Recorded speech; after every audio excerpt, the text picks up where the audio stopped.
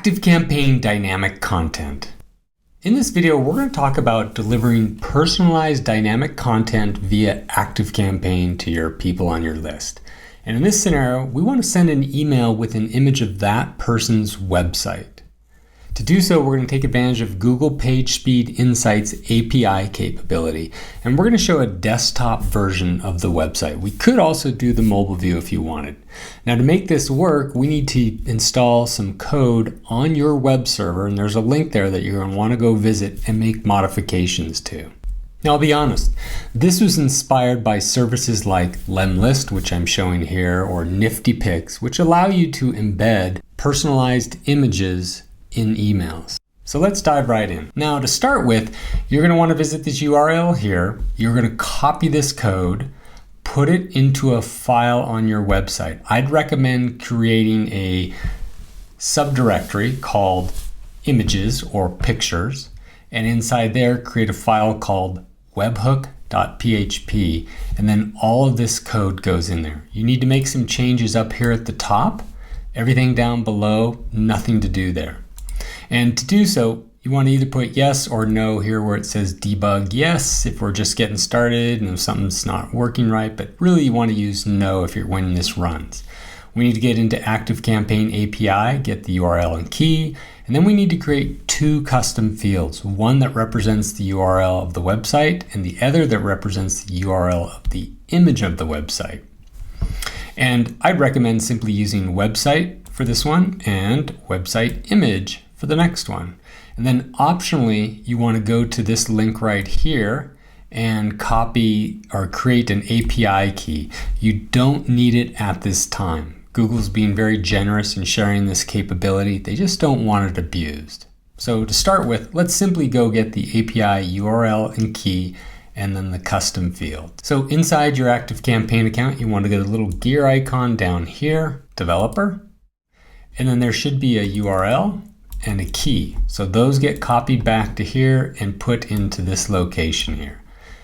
So now, two custom fields. So back to ActiveCampaign, I want to go to lists, and I've already created these ones, and I am going to manage fields.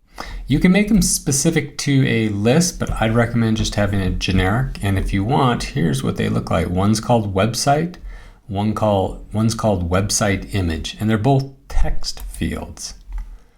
So there it is, general details. And you know what, let me just show you. I'm going to make one, but I'm not going to use it. Let's call it website 1. And I'm just going to leave it in a general grouping, and it's a text input. So go ahead and click on add. And this is what you would need to know, website 1, or in this case, website image. So let's say goodbye to that guy. Yes, I know the world could end if I delete this, but oh well. So there, we've got those two pieces of information. So you would put that into here, website right here, and website image. So once those are set up and ready to go, copy this file into a subdirectory and create a file called webhook.php. Now, here's how we can get this to work. I'm going to create a form, and I want to catch somebody's email address and their website location, their URL. So I'm going to go ahead and create one called website. And do I want to put them on a list? Sure, I want to put them on a list. Let's put them on a list. And you're going to want to have a tag that's going to be used to trigger an automation. So I'm going to go ahead and click on create. So in this case, really doesn't matter. And of course, there's multiple ways to this. I'm just showing you the basic version, if you will. And I want to drag this guy. I don't want to drag website image, just website right there. And I'm going to make it required and probably want to, tell them an example to put in.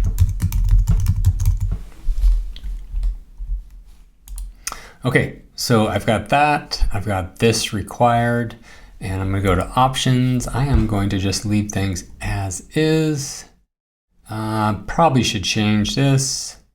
And what else? I don't want to actually ask for confirmation in this case. And let us add another tag. Add a tag, and I think I've already created one. Trigger dash website. All right. So that's it. That's however you can accomplish this, by catching their email and their website address. You don't have to use the default ActiveCampaign, but you definitely need to map the website address to the custom field called website. So I'm going to click on integrate. I'm going to get the link just for purposes of testing, and I will just paste it in there. We'll save and exit. Now, you want to create an automation, which I've already done, and it's called screenshot. And there's the trigger. So there's my tag. It's called trigger-website. That'll put them in there. First thing I want to do is send them to a webhook. Now this is where I installed the script that I talked about in a subdirectory called demo and webhook. So you just need to paste that URL in there.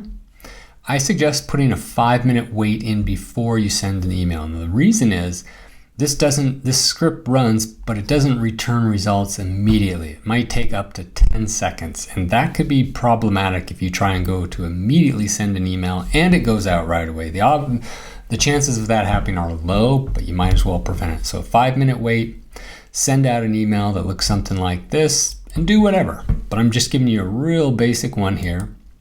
Now I'll be honest, ActiveCampaign's email editor is not that great. So what I did, in my opinion, doesn't really look that great, but here's what I've got. Thank you for submitting your website. We expect to hear back from us within 1 business day.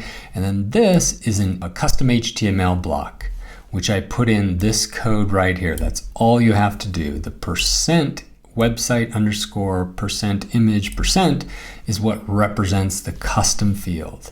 And then I did a little styling. I don't know if I did anything in the background, but I put a border. It's solid. It's got a radius of 1. Put some padding in there. Maybe in the custom HTML templates, it looks a lot better. This looks okay in my opinion. I think it can be improved upon by using a different template.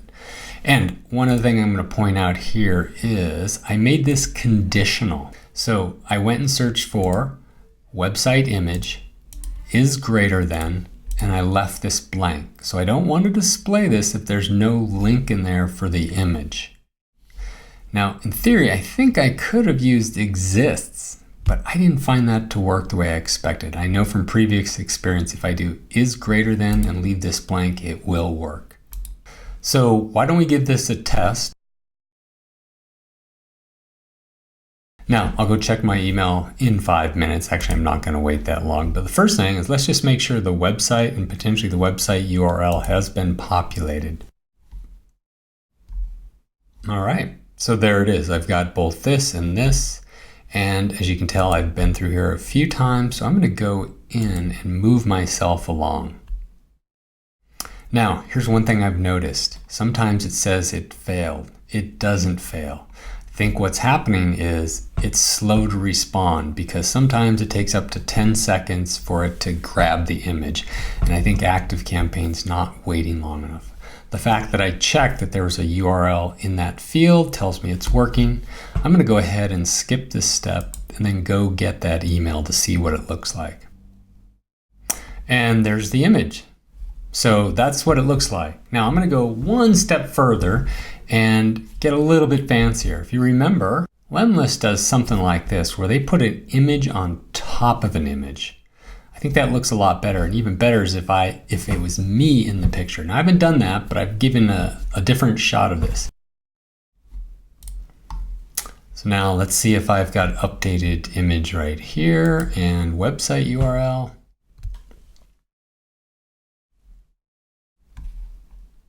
So there it is again. I've got the tag. Now I'm going to go again and cheat a little bit and simply move myself to the end. Again, it said it failed, but it didn't. Within a minute, I should have that email.